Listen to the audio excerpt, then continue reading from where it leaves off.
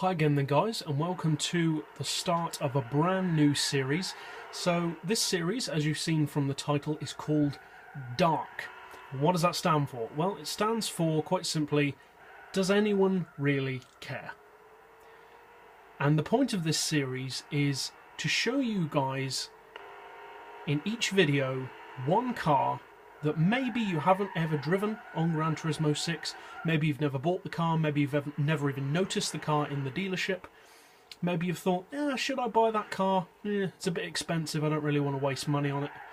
Is that car any good? So basically the unsung heroes or often forgotten cars on Gran Turismo 6. Now, as you can see, in this episode I'm driving the Honda NSX Concept, which you can buy from either the Honda or Acura dealerships. It costs 1 million credits from either, it doesn't matter which one you buy it from. As far as I'm aware, both cars are exactly the same. And basically this car is the inspiration for this entire video series. So basically, I bought this car, and I've owned it before, but I decided to buy it again just for the sake of buying it. And I hardly drove it the first time I bought it. So this time I thought, well, let's drive it and see if it's actually any good. And as it turns out, just because you can't tune this car doesn't mean it's not good. Now, I'm not aware that I've ever seen anyone use this car in any form of racing, top speed racing, track racing, or even cruising on GT6. I'm sure there are those of you who have got this car and who probably use it regularly. But in general, this is, for the most part, an underappreciated and underused car. So, is it any good? Now, as I mentioned just now, you can't actually tune this car, so that's a big strike against it, as it were, right from the outset. But like I said, that doesn't necessarily make it a bad car, because some cars are already good. So, is this car any good? Now, if you've ever seen it in the dealership, you'll probably have noticed that you can't actually see any specs associated with the car. There's no power information, no torque, no weight. So where does it fall against its rivals? Well, if you go through your garage list and order it by power or weight, you can actually work out how much power and how much this car weighs and how much power it has. So it's 559 pp after an oil change. The only upgrades that you can do to this car are your tyres, your suspension, you can add a ballast if you want, and you can do, as I said, an oil change. Now with an oil change, it sits at 559 pp. It produces roughly 590 horsepower, or thereabouts, and it weighs pretty much exactly 1500 kilos. Now it's mid-engined, and it has 3 electric motors, it's all-wheel drive. So is it any good? Well, I was actually shocked when I drove this car earlier today at just how quick it actually is. Now, the acceleration isn't amazing. Off the line it's very good because there's no wheel spin, but the mid-range and low-end acceleration, to be honest, isn't that great. Especially considering most of its rivals like the GT-R and the Gallardo can be tuned, so that makes them, gives them a significant advantage against this car.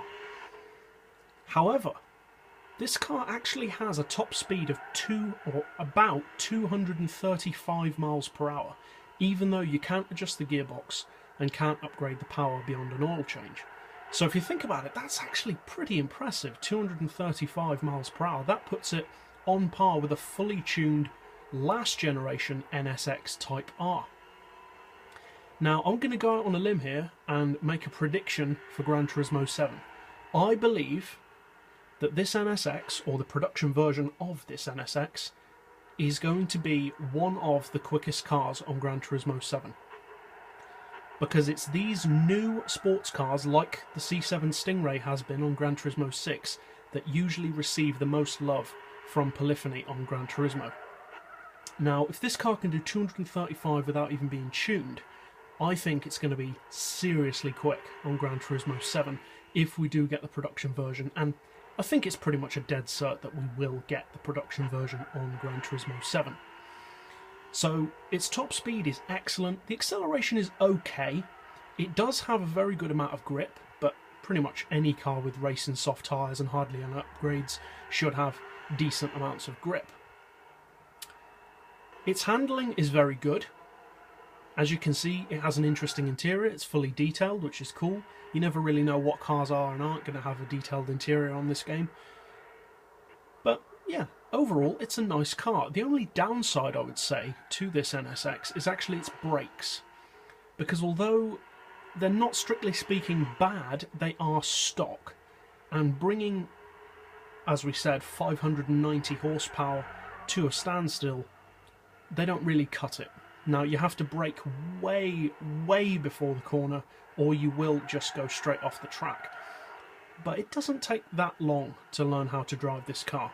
And when you do, although it won't necessarily win races for you, it makes a fantastic online cruise car, especially on tracks such as this one like Sierra. It's a really nice car to drive. It looks fantastic. In my opinion, it's way cooler than most of the Ferraris on this game.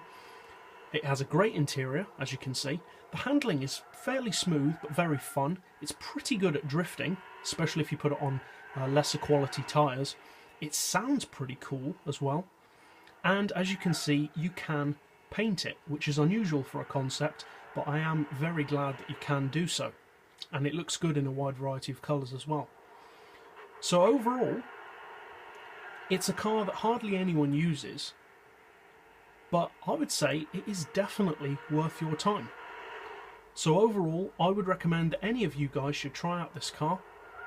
If you've already got one, let me know in the comments. Do you like this car? Do you ever use it? Do you plan on maybe using it now that it's been brought back to mind? Overall, just what you think of this car. And if you haven't got one, I would highly recommend that you try this car out. So as always, thanks for watching.